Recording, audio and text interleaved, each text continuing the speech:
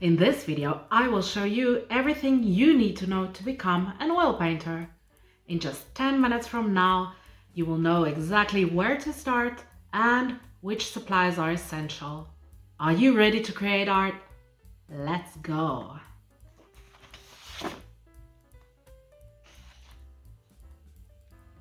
Hi, I'm Fransien Bobrus with Time to Create Art, and I remember just how lost I felt when I first started oil painting. It was at that point years since I last touched a paintbrush. I've forgotten everything I learned in art school, and I was really struggling just to sift through all the information out there and to figure out what is nice to have and what is actually necessary to have to start oil painting.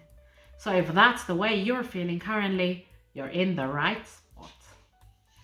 I thought it would be helpful if I list all the things that's really necessary for you to start your first oil painting.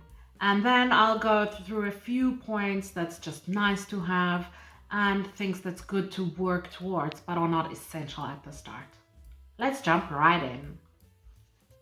Firstly, you will need paint. Just buy the brand that you can afford. You are just starting out, so get small tubes and don't worry about the expensive paint out there unless you've just found some cash under the couch, in which case please comment down below and share your wealth. As you paint, you will find your own style and preferences, and that is the time to splurge on more professional paint. I started out with Winton from Winsor & Newton, the student range. In the meantime, I also found the Van Gogh range from Talents, and I actually find that that's a bit better quality than the Winton, but whatever you have in your closet is also fine. When I am still practicing or prepping for a bigger painting or teaching or just having fun in the studio and I'm not being serious about it, I actually still use the Van Gogh range all the time. All you need to start out with is 4 colors: white, blue, red, and yellow.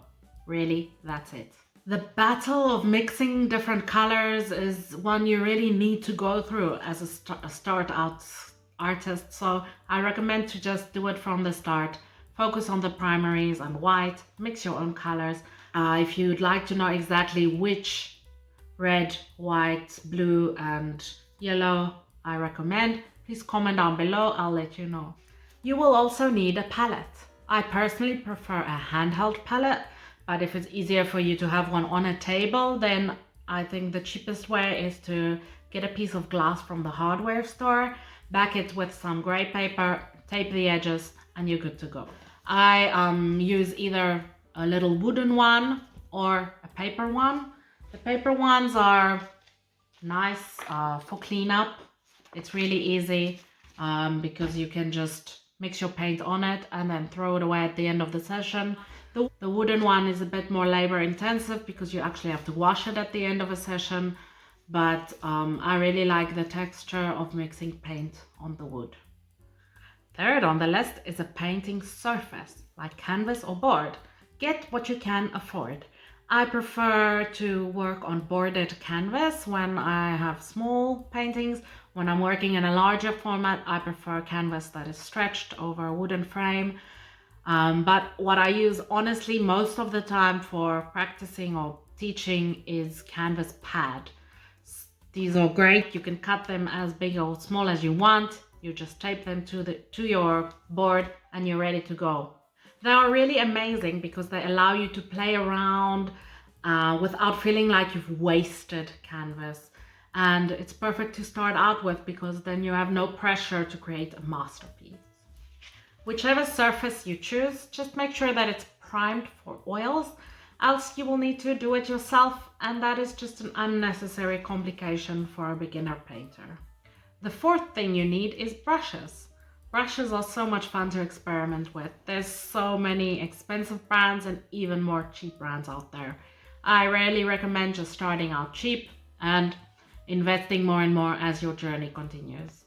I think 4 brushes are really essential for me. My 4 that I use the most is a big flat brush, a bit medium flat brush, but smaller than the big one, maybe the width of a thumb, a small-ish round brush, and a tiny round brush or a rigger just for signing my name at the end. I'm not really mentioning sizes of brushes because every brand has their own way to number them. So a 4 in one brand will be equal to an 8 in a different brand, so it's pointless to compare. And I'm not really mentioning brands because honestly, some of my favorite brushes are really cheap ones, and as long as it's not shedding hairs, you're good to go. I will elaborate a bit more about brushes at the end of the video, so stick around for that. Number 5, an easel. Your cheapest option is to either get a small table easel or a second-hand standing easel. I greatly prefer to stand when I paint because I like to paint at arm's length, and I also like to step back all the time to get perspective on the painting. So for that reason, I normally use my standing one, but I also use the table one when I'm working on smaller formats. Next up, medium. Medium is used to thin oil paint. By strict definition, it consists of two things. Firstly, a solvent, like turpentine, and secondly, an oil, like linseed or walnut oil. As a beginner artist, there's two routes you can go. Option A is to just buy a pre-mixed medium, like liquid. And option B is to buy a small bottle of solvent. I use odorless turpentine, artist grade, and on top of that also buy a small bottle of oil. I like to use just pure linseed oil. If you prefer to go the non-toxic route, you can also just leave out the solvent and paint only with the oil. So in that case, just buy a small bottle of linseed oil or walnut oil. A lot of people paint with only linseed oil, so you really don't need the solvent. Number 7, a studio. An oil painter's studio needs 3 things: ventilation, adequate space, and enough light. You need ventilation because you're working with toxins. Even odor-free solvents are highly toxic, so please don't lock yourself in a small room whilst oil painting. Of course, like I mentioned earlier, it is possible to paint without solvents, but that's a topic for a whole other video. Next up, you also need some space in your studio. I prefer to have at least a meter or 3 feet in front of my easel to stand and move around a bit. And on top of that, I need space to step back 2 extra meters or another 6 feet just to get proper perspective on the painting. The third and final crucial thing needed when you're deciding where to paint is lighting. I paint in front of a big window and I supplement the daylight with large tube lights on the ceiling. The last necessity for an oil painter is cleaning supplies. You actually clean your brush throughout the whole session all the time. So for this, you need paper towels or a rag. And then at the end of each session, you need to clean your brushes and your palette. I normally just use cooking oil and my fingers to work the paint out of the brush. And then I wash it with dishwashing liquid. A lot of people also wash their brushes in turpentine. This gets rid of the paint pretty fast, but then you need to deal with the toxic fumes, of course. And I recommend after turpentine to also wash your brushes in dishwashing liquid just to keep them really clean. I don't recommend buying expensive brush conditioner and brush soaps, etc. until you have spent more money on your brushes. I really hope that this list of 8 things that's crucial to start oil painting has made you realize just how simple it can be to start.